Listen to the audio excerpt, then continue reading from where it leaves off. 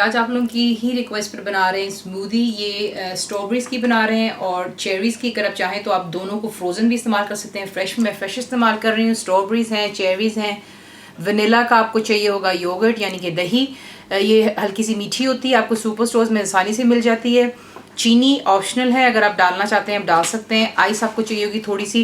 Simply आप क्या करेंगे, जो चेरीज़ हैं इसे आप काट लीजिएगा, बीच में से जो इसके पिप्स हैं वो आप निकाल लीजिएगा और स्ट्रॉबेरीज़ के ऊपर से जो इसकी स्टेम है ये काट करना है। ब्लेंडर का आप जग लेंगे, बीच में आप डालेंगे जो कि हैं आपकी चेरीज़ और यहाँ पर आप डालेंगे जो है स्ट्रॉबेरीज़। बीच में साथ ही जा रही है यहाँ पर चीनी और जो आपका वनीला का योगर्ट है।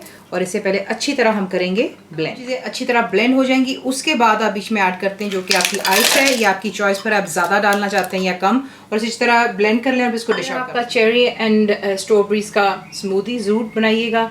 फुल रेसिपी के लिए आप जाएंगे मेरी वेबसाइट पर, which is cookWithFaiza.net पर। बनाएं, आपको कैसा लगा दुआ में याद रखें। Thank you for watching the video.